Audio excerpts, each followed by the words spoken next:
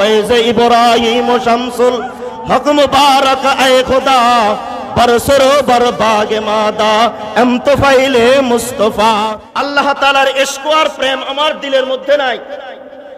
আমার দিলের মধ্যে সম্পদের মায়া, আমার দিলের মধ্যে ছেলে সন্তানের মায়া, আমার দিলের মধ্যে টাকা পয়সার মায়া। কয় সমস্যা নাই, ইব্রাহিমী বাগানে আসছো। শাইখুল কুররা আরবুল আজম হযরত কারি সাহেব রহমাতুল্লাহ আলাইহি ওই দিলটার মধ্যে তো ইশক আর প্রেমে ভরা ছিল, এটার সঙ্গে তোমার দিলের সঙ্গে ড্রেন করে দাও, দেখবা তোমার দিলের মধ্যে ইশক আর প্রেম ঢুকতে থাকবে। ইয়া ইলাহি কুন মুনাজাত হাম বেফজলে খুদ কবুল बार सदका औलियाए खानदाने साबिरी बहर इब्राहीम कारी जो इमामुल औलिया बहर मौलाना रशीदा खुद इमामुल अत्किया फैज़ इब्राहीम शम्सुल हक मुबारक ऐ खुदा बरसरो बरबाग मादा एम तुफैले मुस्तफा ऐ इब्राहीम तू हदायत और सदाकत मरहबा जानशीनी रशीद अहमद जा खलीफा मरहबा ऐ मुबारक तू हदायत और सदाकत मरहबा जानशीनी शम्सुल हक जा खलीफा मरहबा। এই ইব্রাহিমী বাগানের সঙ্গে আমার সম্পর্ক। এই বাগান যিনি শুরু করেছেন তিনি কি সুন্নতওয়ালা ছিলেন কিনা? পিছনের ভাইরা বলেন ছিলেন কিনা? তিনি নামাজওয়ালা ছিলেন কিনা? জিকিরওয়ালা ছিলেন কিনা? শরীয়তের পাবন ছিলেন কিনা? তাহলে ওনার সঙ্গে আমার একটা মিল হওয়ার দরকার আছে কিনা? তাইলে না লাইন ঠিক থাকবো। কি বলেন? তাইলে না আমার লাইন ঠিক থাকবো। তাহলে ইনশাআল্লাহ নিয়ত করব এখন থেকে টুফি দাইমি সুন্নত এটা আর বাদ দিব না ইনশাআল্লাহ। আমার দাদা হযরত রহমাতুল্লাহ আলাইহি হযরত গোলজামা গায়ে দিবেন, একটা মিলতে হওয়া দরকার। কি ভাইয়া মিল হওয়া দরকার না? এই জন্য আমিও কি করব? আমিও গোলজামা পরিধান করব। তাইলে একটা মিল হবে কিনা? আমিও কি করব? আমিও আর কি করব না, গালের মধ্যে কি দিব না, আর খুর লাগাবো, আর খুর লাগাবো না। তালিমুল উম্মাহ বাংলাদেশ কর্তৃক আয়োজিত 3 দিন ব্যাপী বার্ষিক ইসলাহি জোড়ে প্রথম দিনে দেশের বিভিন্ন এলাকা থেকে পীর ভাই, মুহিব্বিন, মুতাল্লিকিন, আশিকিন, জাকিরিন ভাইরা একত্রিত হয়েছেন। আল্লাহ তাআলা আমাদেরকে শাইখুল কুররা আরবুল আজম হযরত কারি ইব্রাহিম সাহেব রহমতুল্লাহ আলাইহির ইয়াদগার এই উজানির বাগানে নিজের জীবনকে সংশোধন করার লক্ষ্যে, আখিরাতকে সুন্দর করার উদ্দেশ্যে এই ময়দানে একত্রিত হওয়ার তৌফিক দান করেছেন। এই দামি সময়, দামি মুহূর্তে, আসরের পর মাগরিবের পূর্বে শাবান মাস শেষ হওয়ার পথে রমজান মাসকে সামনে নিয়ে সর্বদিক থেকে দামি সময়ে আল্লাহ তাআলা আমাদেরকে একত্রিত হওয়ার তৌফিক দান করেছেন। এই জন্য আল্লাহ তাআলার দরবারে দিল থেকে সমবেত কণ্ঠে শুকরিয়া আদায় করি, আলহামদুলিল্লাহ।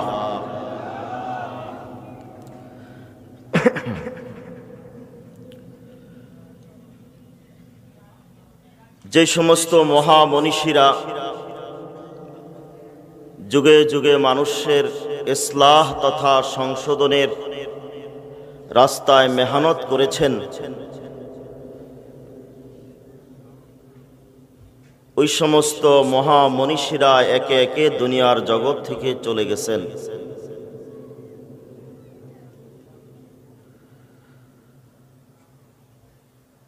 কিন্তু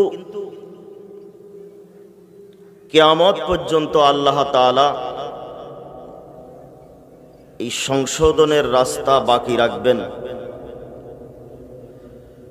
আর আল্লাহ তাআলা তার পছন্দনীয় বান্দাদেরকে দিয়ে পথহারা মানুষের পথের দিশার ব্যবস্থা করবেন। আমরা সকলেই ইসলাহ তথা সংশোধনের মুহতাজ।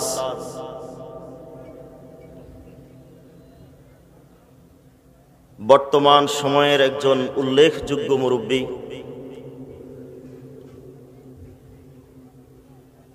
ফুলসুয়ার হযরত পীর সাহেব হুজুর দামাত বারাকাতুহুল আলিয়া অত্যন্ত গুরুত্বপূর্ণ নসিহত করে গেছেন।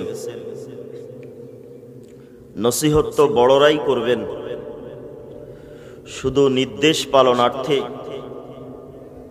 আপনাদের সামনে বসা মাগরিবের আগ পর্যন্ত অল্প সময়ে দুটো জরুরি কথা আপনাদের সামনে আলোচনা হবে।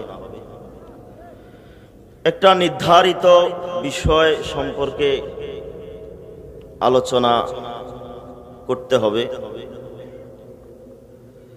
সেই হিসাবে আমি কোরআনুল কারীমের ওই আয়াতটা তেলাওয়াত করেছি, দুইটি আয়াত তেলাওয়াত করেছি, যে আয়াতের মধ্যে আল্লাহ রাব্বুল আলামিন একজন মানুষের জীবন সংশোধনের দিক নির্দেশনা দিয়েছেন।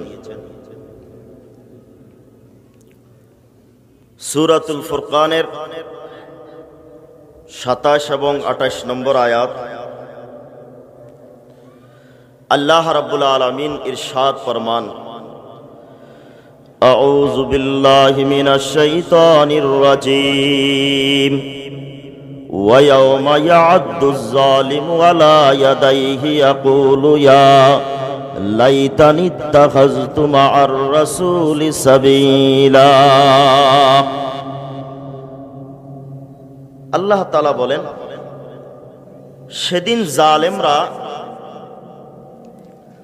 তাদের হস্তদ্বয়কে, হাতকে কামড়াইতে থাকবে আর আফসোস করবে আর বলতে থাকবে, হায় আফসোস,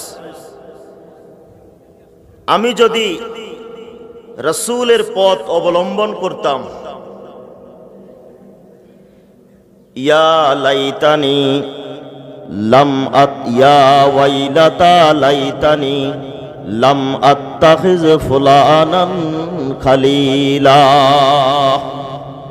হ্যাঁ আফসোস, আমি যদি অমুককে আমার বন্ধু হিসাবে গ্রহণ না করতাম, তাহলে তো আজ কিয়ামতের ময়দানে আমার এই অবস্থা হইতো না।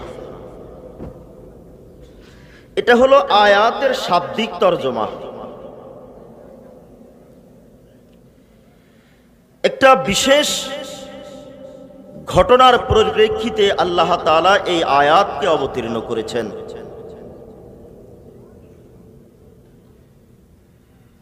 মক্কার মধ্যে একজন সিলমারা কাফের ছিল, উকবা ইবনে আবি মুঈত। যখনই সে বাহিরে কোনো ব্যবসার জন্য যাইতেন, ব্যবসা শেষ করে যখন নিজের এলাকায় ফিরে আসতেন, তখন সে নেতৃস্থানীয় মানুষদেরকে দাওয়াত দিয়া খাওয়াইতেন। সেই হিসাবে মক্কার বাহিরে ব্যবসায়ী কাজ শেষ করে যখন মক্কাতে ঢুকলেন, চিন্তা করতেছে, আমি ব্যবসায় লাভবান হয়েছি, নিয়ম মতো একজন নেতৃস্থানীয় মানুষকে দাওয়াত দিয়ে খাওয়াইতে হবে। চিন্তা করলো কাকে দাওয়াত দেওয়া যায়।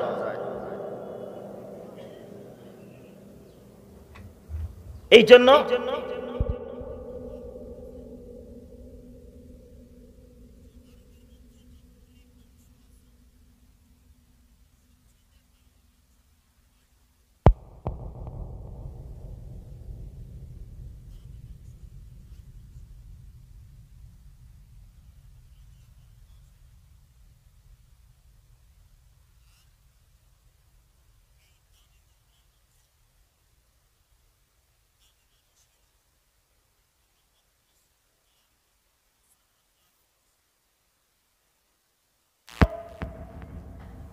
আল্লাহ রসুলকে নবী হিসাবে মানে না, কিন্তু ইনি যে একজন সম্মানিত বংশের মানুষ এটা কি করে?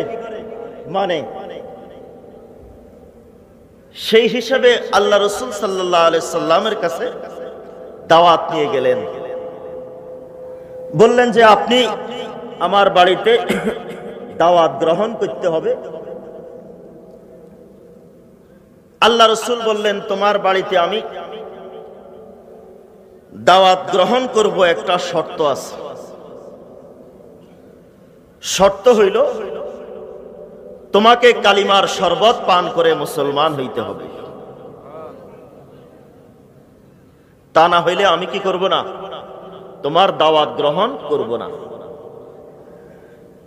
উকবা ইবনে আবি মুঈত মনে মনে ভাবতেছে, আমি যদি তাকে দাওয়াত দিয়ে আমার বাড়িতে নিতে না পারি, আমার দাওয়াত যদি প্রত্যাখ্যান করে, তাহলে আমার একটা সম্মানের ব্যাপার আছে। এই জন্য সে আল্লাহ রসুলের হাতে হাত দিয়া মুসলমান হইতে রাজি হয়ে গেল। মুসলমান হইলেন। আল্লাহ রসুল সাল্লাল্লাহু আলাইহি সাল্লাম দাওয়াত কবুল করলেন, তার দাওয়াতে গেলেন। সময় কম, আমি খুব অল্প সময়ের মধ্যে কথাটা আপনাদেরকে বোঝানোর চেষ্টা করব। দাওয়াত খেয়ে চলে আসলেন। একজন পথহারা মানুষ পথের দিশা পাইলেই তো আল্লাহ রসুল খুশি।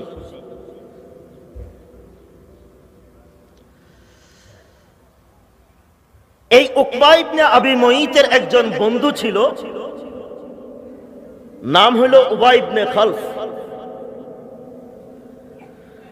উবাই ইবনে খালফ যখন শুনছে বন্ধু উকবা ইবনে আবি মুঈত মুসলমান হইছে, আল্লাহ রসুলকে দাওয়াত দিয়া খাওয়াইছে,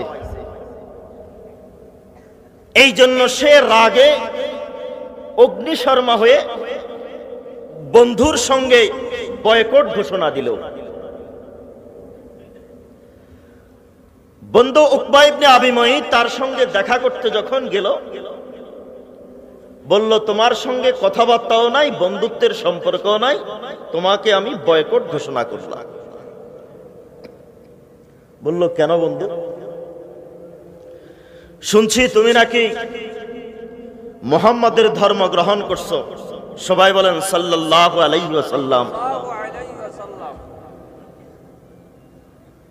এই জন্য তোমার সঙ্গে আমার কোনো সম্পর্ক নাই, কথাবার্তাও নাই, লেনদেনও নাই।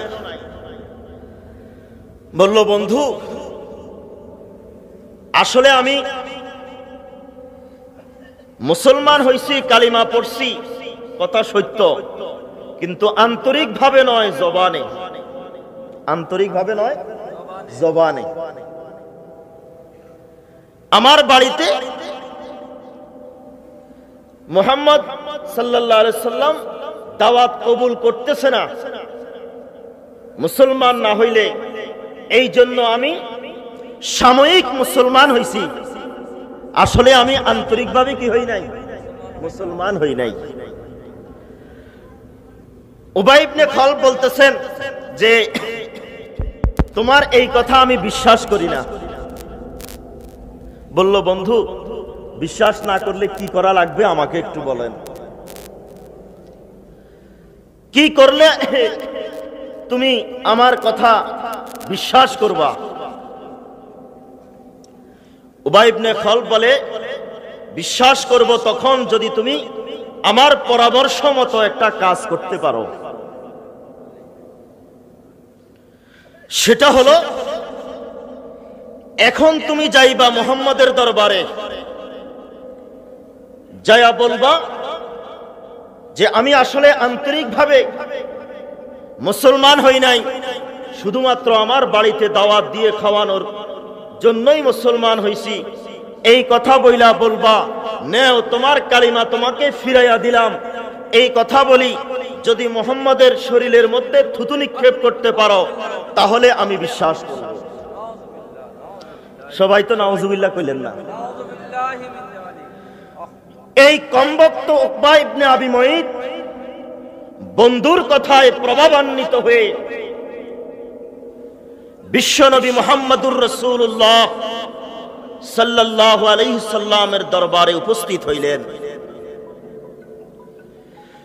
যেই দেহ মোবারকের মধ্যে মশামাছি বসা হারাম ছিল, হারাম, যেই দেহ মোবারকের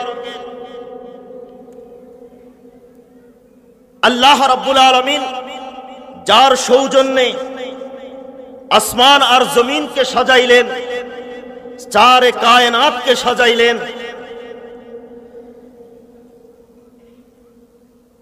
এই কমবক্ত আল্লাহ রাসূল সাল্লাল্লাহু আলাইহি সাল্লামের দরবারে উপস্থিত হয়ে আল্লাহ রাসূলের সামনে এত বড় বেয়াদবি করলেন যে আমি আসলে আন্তরিকভাবে মুসলমান হই নাই, শুধুমাত্র সাময়িক মুসলমান হইছি, এই নাও তোমার কালিমা, তোমাকে ফিরাইয়া দিলাম বলে আল্লাহ রাসূলের পবিত্র দেহের মধ্যে থুতু নিক্ষেপ করলেন। কার কথায়? কার কথায়? বন্ধুর কথায়। আল্লাহ রাসূল সাল্লাল্লাহু তাআলা আলাইহি ওয়াসাল্লাম তার এই আচরণে এত কষ্ট পাইলেন, এত কষ্ট পাইলেন। আল্লাহ রাব্বুল আলামিন হাবিবের কষ্ট দেখার সঙ্গে সঙ্গে আল্লাহ তাআলা কোরআনের আয়াত অবতীর্ণ করে দিলেন, وَيَوْمَ يَعَضُّ الظَّالِمُ عَلَى يَدَيْهِ يَقُولُ يَا لَيْتَنِي اتَّخَذْتُ مَعَ الرَّسُولِ سَبِيلًا يَا وَيْلَتَى لَيْتَنِي لَمْ أَتَّخِذْ فُلَانًا خَلِيلًا। কিয়ামতের ময়দানে এই উকবা ইবনে আবি মুঈত, উকবা ইবনে আবি মুঈত, উবাই ইবনে খালফ দুজনেই বদরের যুদ্ধে নিহত হয়েছে নির্মম ভাবে। এটা হইল দুনিয়ার শাস্তি।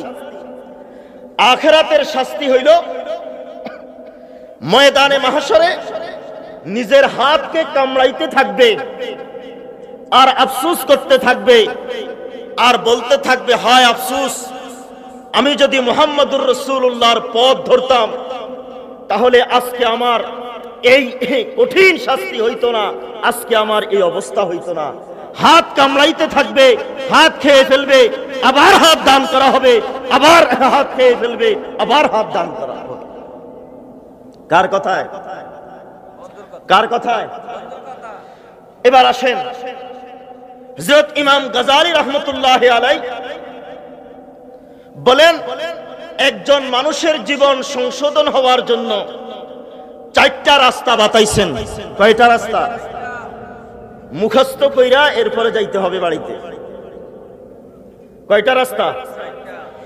একজন মানুষের জীবন সংশোধন হওয়ার জন্য ইমাম গাযালি রাহমাতুল্লাহ আলাইহি বলেন, সর্বপ্রথম রাস্তা হইল ওই ব্যক্তি যদি তার নিজের এলাকায় কোনো শাইখে কামেল থাকে, কোনো আল্লাহওয়ালা থাকে, তাহলে তার সান্নিধ্য গ্রহণ করে, তার সোহবত অর্জন করে তার জীবনকে সংশোধন করবে। জীবনকে কি করবে? যদি নিজের এলাকায় কোনো বুজুর্গ না থাকে, যেখানে থাকে ওখান থেকে ওখানে যায়া হইল সে তার নিজের জীবনকে কি করবে? নিজের জীবনকে সংশোধন করবে। এক নম্বর হইল আল্লাহওয়ালার সান্নিধ্য। আল্লাহওয়ালার কি ভাই? আল্লাহওয়ালার সান্নিধ্য। হযরত হাকিমুল উম্মত মুজাদ্দিদ মিল্লাত আশরাফ আলী থানভী রাহমাতুল্লাহ আলাইহি তার কিতাব কামালাতে আশরাফিয়ার মধ্যে বলেন, একদিন বলতেছেন যে কোন মানুষ যদি নিজে নিজে জিকির করে তাহলে এই জিকিরের দ্বারা তার কোনো ফায়দা নাই। একজন আল্লাহওয়ালার সঙ্গে সম্পর্ক না কইরা যদি জিকির করে, এই জিকিরে কোনো কি নাই? ফায়দা নাই। হযরতের এক শাগরিদ বলল, হযরত বুঝলাম না আপনার কথা, জিকিরের দ্বারাই তো মানুষ ফায়দা পায়। আর আপনি বলতেছেন কোন আল্লাহওয়ালার সাথে সম্পর্ক না করে যদি জিকির করে এটার দ্বারা কোনো ফায়দা হবে না। কথা তো বুঝলাম না। হাকিমুল উম্মত মুজাদ্দিদ মিল্লাত আশরাফ আলী থানভী রাহমাতুল্লাহ আলাইহি বলেন যে শুনো, একটা আপেল আর একটা ছুরি যদি আপেলের পাশে রেখে দেওয়া হয় তাহলে কি আপেলটা কাটা যাবে? কথা বলেন, কাটা যাবে? কিন্তু আসলে আপেল কাটবো কিসে? ছুরিয়ে তো কাটবে। কিন্তু এই ছুরিটায় আপেল কাটবে ঠিক, কিন্তু আরেকজনের হাত লাগবে কিনা? হাত লাগলেই তো ছুরিটা চলবে, আপেল কাটবে। আপেল কাটবে ছুরিয়ে, কিন্তু আরেকজনের কি লাগবে? হাত লাগবে, তাহলেই তো কি কাটবে? আপেল কাটবে। হযরত হাকিমুল উম্মত মুজাদ্দিদ মিল্লাত আশরাফ আলী থানভী রাহমাতুল্লাহ আলাইহি বলেন ঠিক তেমনি ভাবে জিকিরেই তোমার ফায়দা দিবে, তবে আল্লাহ ওয়ালার হাত লাগবে, তাহলে জিকির তোমাকে ফায়দা দিবে। কথা কি বুঝতে পারতেছেন? হযরত মুফতি শফি সাহেব রহমতুল্লাহ আলাইহি আর থানভী রহমতুল্লাহ আলাইহি বলতেছেন, হযরত একটা মশহুর শের আছে, এক জমানা সোহবতে বা আউলিয়া বেহতর আজ সদ সালাত দেরিয়া। কোন মানুষ যদি কোন আল্লাহওয়ালার সান্নিধ্যে কিছু সময় থাকে তাহলে সে 100 বছরের রিয়ামুক্ত ইবাদতের সওয়াব পায়। হযরত থানভী বলেন, আমার মত হইল শুধু 100 বছর নয়, 1,00,000 বছরের চেয়েও বেশি রিয়ামুক্ত ইবাদতের সওয়াব পায়। হযরত শফি সাহেব রহমতুল্লাহ আলাইহি বলেন, হযরত ইসকা ওয়াজা কিয়া है, এটার কারণ কি? যে আপনার মত হইল 100 বছর নয়, বরং 1,00,000 বছরের চেয়েও বেশি রিয়ামুক্ত ইবাদতের সওয়াব পায়। কারণ কি? হযরত থানভী রহমতুল্লাহ আলাইহি বলেন যে হযরত লোক ইবাদত करते हैं, মানুষ ইবাদত করে और इबादत से सवाब मिलता है, इबादतेर द्वारा सवाब पाए और सवाब से जन्नत मिलता है, सवाबेर द्वारा जन्नत पाए। लेकिन अल्लाह वालों की मुलाकात से खुद अल्लाह मिलता है, अल्लाह मिलता है, खुद अल्लाह मिलता है। মানুষ ইবাদত করে, ইবাদতের দ্বারা সওয়াব পায়, সওয়াবের দ্বারা জান্নাত পায়। আর কোন মানুষ যদি একজন আল্লাহ ওয়ালার সোহবতে থাকে তাহলে সে সরাসরি আল্লাহকে পায়। এই জন্য বলছি যে একজন আল্লাহ ওয়ালার সঙ্গে সম্পর্ক করে কেউ যদি চলে তাহলে ওই ব্যক্তি 100 বছর নয়, 1,00,000 বছরের চেয়েও বেশি রিয়ামুক্ত ইবাদতের সওয়াব পায়। কথা কি বুঝতে পারতেছেন ভাইয়া? তাহলে 1 নম্বর হইল আল্লাহ ওয়ালার সোহবত, 1 নম্বর হইল কি? আল্লাহ ওয়ালার সঙ্গে সম্পর্ক করে চলা।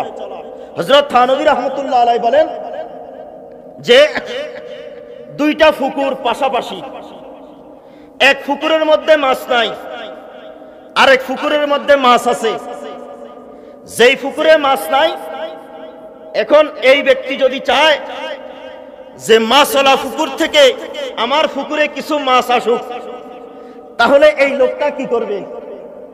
হযরত থানভী কয় এই লোকটার দায়িত্ব হলো ওই মাছওয়ালা পুকুরের সঙ্গে মাছ শূন্য পুকুরের সাথে একটা জান তৈরি করে দেওয়া, একটা ড্রেন কাইটা দেওয়া।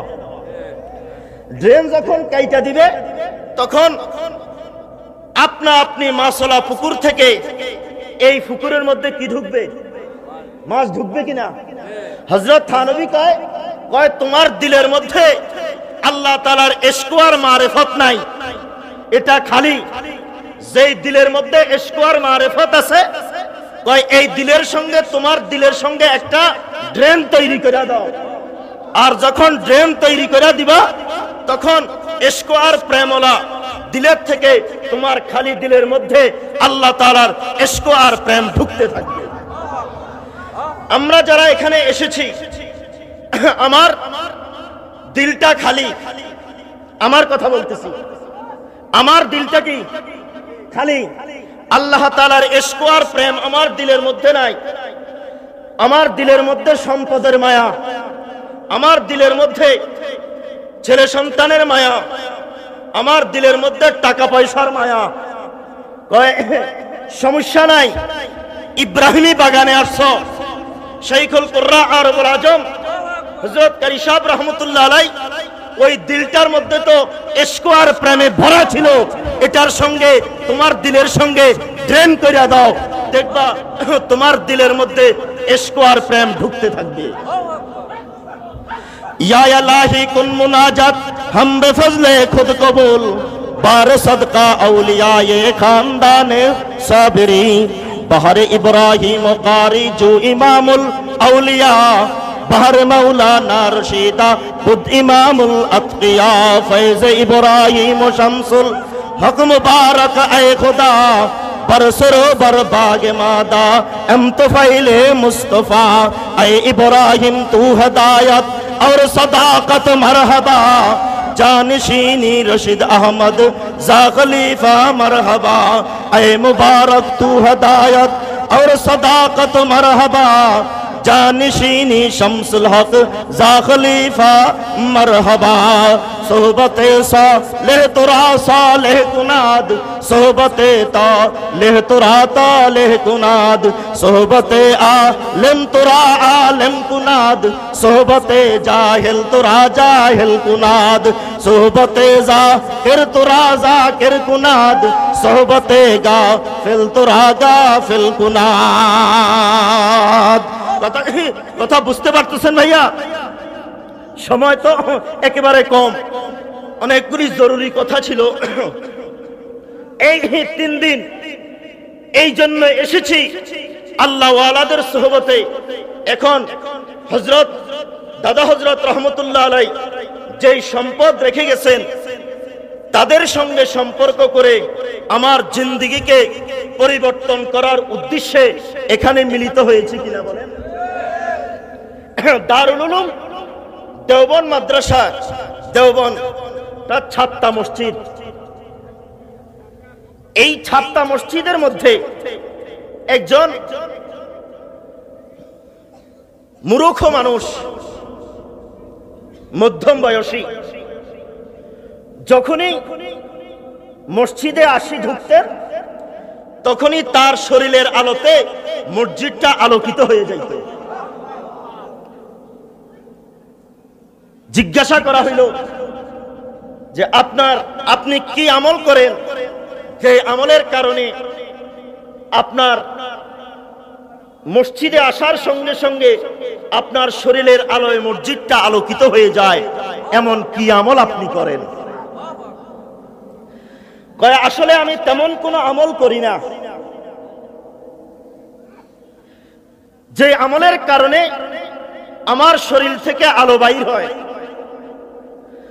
তবে একটা কথা আমার মনে আছে, সেটা হইল আমি যখন ছোট ছিলাম তখন আমাদের এলাকায় 2 জন মহান বুজুর্গের আগমন ঘটেছে।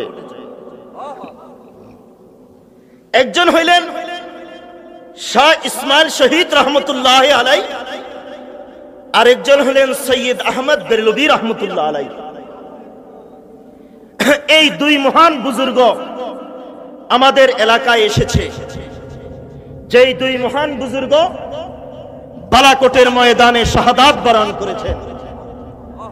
মকামি আশিকে দিগার মকামি বন্দগি দিগার জিনোরে সিজদা মে খাহি জিখা কে বা সজা খাহি আশিকারা আরজুয়ে দিগারাস বুলবুলারা গুফতগুয়ে দিগারাস ই জমিরা আসমানে দিগারাস হর গুলেরা রঙ্গ বুয়ে দিগারাস। একজন হইলেন আশিক আর একজন হইলেন আবেদ। 2 জনের হালত একরকম নয়। আশিক প্রতিটা মুহূর্তে চায় মাশুকে হাকিকির সাক্ষাৎ। এই মাশুকে হাকিকির সাক্ষাৎ লাভ করতে যায় যদি তার রক্ত দিতে হয় রক্ত দিতে তৈয়ার, জীবন যদি দিতে হয় জীবন দিতে তৈয়ার। হযরত ইসমাইল শহীদ রহমতুল্লাহ আলাই তিনি ছিলেন আশিক।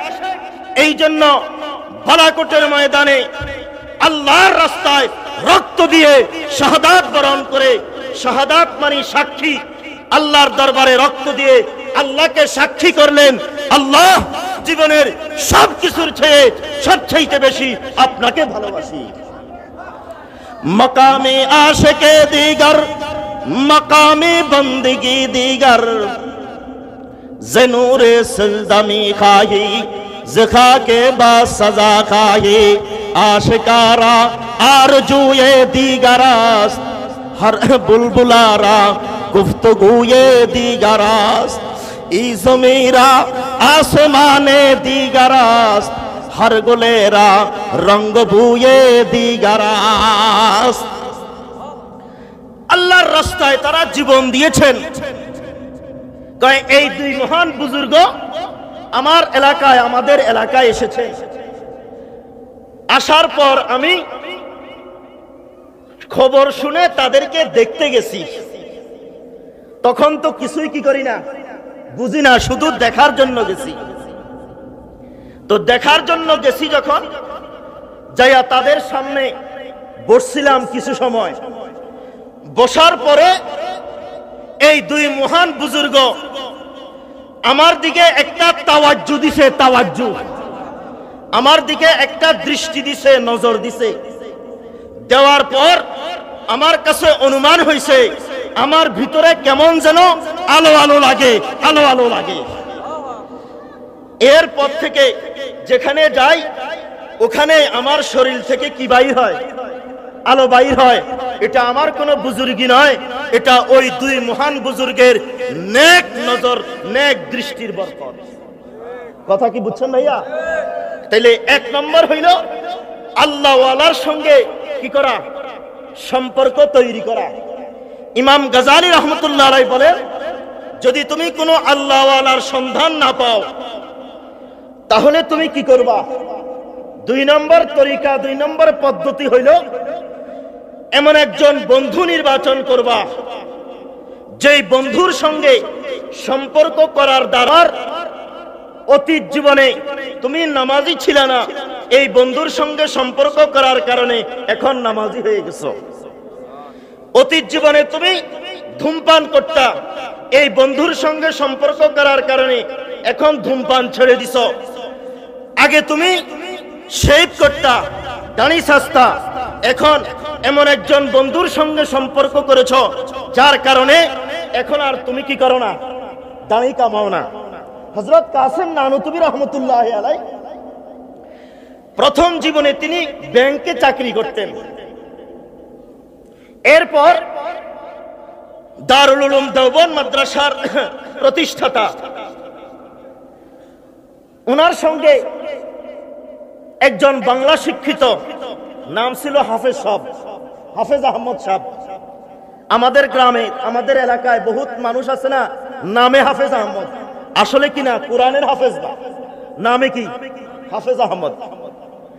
এই লোকটার সঙ্গে হুজুরের সঙ্গে এত পরিমাণ বন্ধুত্বর সম্পর্ক, দুজন একসাথে থাকে, একসাথে খায়, একজনে আরেকজনকে গোসল করাইয়া দেয়, মাথা আশ্রাইয়া দেয়।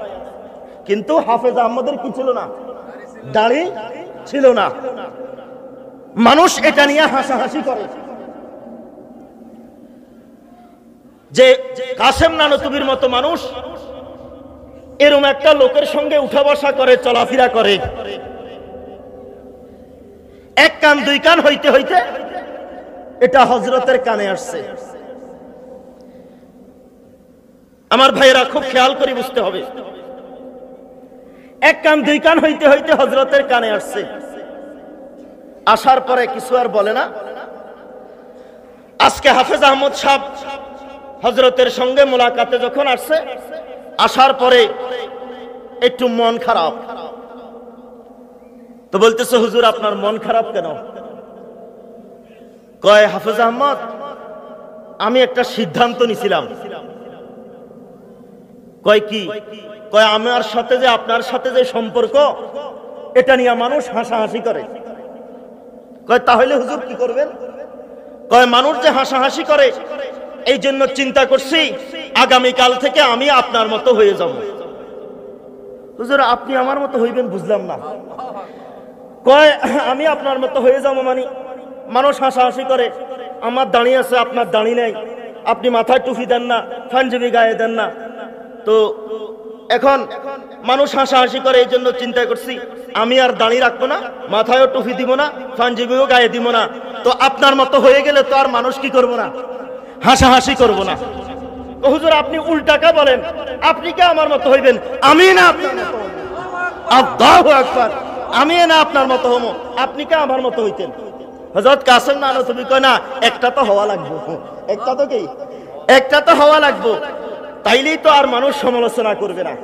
কয় না হুজুর আপনি দাড়ি কামাইবেন কেন? আমি আগামী কালকে থেকে দাড়ি রাখবো। আপনি টুপি খুলবেন কেন? আগামী কালকে থেকে আমি টুপি মাথায় দিব। আপনি পাঞ্জাবি খুলবেন কেন? আগামী কালকে থেকে আমি পাঞ্জাবি গায়ে দিব। হযরত কয় একটা মিল তো হওয়া দরকার, এই জন্য বলছি আর কি। আসলে আমার কথা কি বুঝছেন ভাইয়া? তাইলে আমরা এই ইব্রাহিমী বাগানের সঙ্গে আমার সম্পর্ক, এই বাগান যিনি শুরু করেছেন তিনি কি সুন্নতওয়ালা ছিলেন কিনা? পিছনের ভাইরা বলেন ছিলেন কিনা? তিনি নামাজওয়ালা ছিলেন কিনা? জিকিরওয়ালা ছিলেন কিনা? শরীয়তের পাবন ছিলেন কিনা? তাহলে ওনার সঙ্গে আমার একটা মিল হওয়ার দরকার আছে কিনা? তাইলে না লাইন ঠিক থাকবো। কি বলেন? তাইলে না আমার লাইন ঠিক থাকবো। তাহলে ইনশাআল্লাহ নিয়ত করব এখন থেকে টুপি দাইমি সুন্নত, এটা আর বাদ দিব না ইনশাআল্লাহ। আমার দাদা হযরত রহমতুল্লাহ আলাইহি হযরত গোলজামা গায়ে দিবেন, একটা মিলতে হওয়া দরকার। কি ভাইয়া? মিল হওয়া দরকার না? এই জন্য আমিও কি করব? আমিও গোলজামা পরিধান করব। তাইলে একটা মিল হবে কিনা? আমিও কি করব? আমিও আর কি করব না, গালের মধ্যে কি দিব না, আর খুর লাগাবো, আর খুর লাগাবো না। আরেকটা কথা বলি, নামাজ আজানের সময় হয়ে গেছে, আর বলা সম্ভব হইল না। যারা সরকারি দলে থাকে আর যারা বিরোধী দলে থাকে, বিরোধী দলেরা সবসময় সাফের মধ্যে থাকে কিনা? কথা কন না? সাফের মধ্যে থাকে না? মামলা হামলা বিভিন্ন রকমের সমস্যা এমনিই ধরে, এরে ধর, একই বিরোধী দলের লোক ধরে কিনা?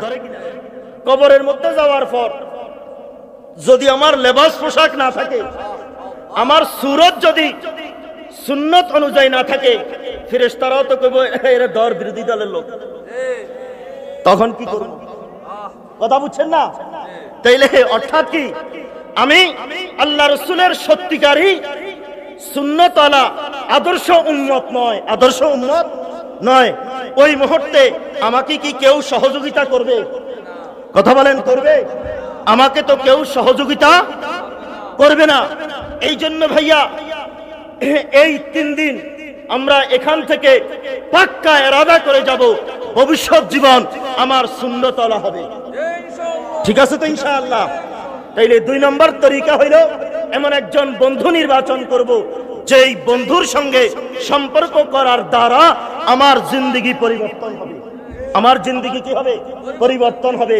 আল্লাহ তাআলা আমাদের সবাইকে বুঝার আমল করার তৌফিক দান ফরমান। সকলে বলি আমিন। এখন আসলে আমরা যেইভাবে আমাদের সবগুলি আমল আমরা সুশৃঙ্খলভাবে লিপিবদ্ধ করেছি, সেই হিসাবে মাগরিবের আগে ইনফিরাদি আমলের সময়, ইনফিরাদি দোয়ার সময়, এই জন্য আজানের সময় হয়ে গেছে। আমরা সকলেই নামাজের প্রস্তুতি নেই। আরো 2 নম্বর হয়ে গেছে, এটা আর বলা সম্ভব হইল না। আল্লাহ তাআলা আমাদের সবাইকে বুঝার আমল করার তৌফিক দান ফরমান। সকলেই বলি আমিন। সুবহানাকা লা ইলমা লানা ইল্লা মা আল্লামতানা ইন্নাকা আনতাল আলিমুল হাকিম ওয়া আরিনা মানাসিকানা ইন্নাকা আনতাত তাওয়াবুর রহিম। আসসালামু আলাইকুম ওয়া রাহমাতুল্লাহ।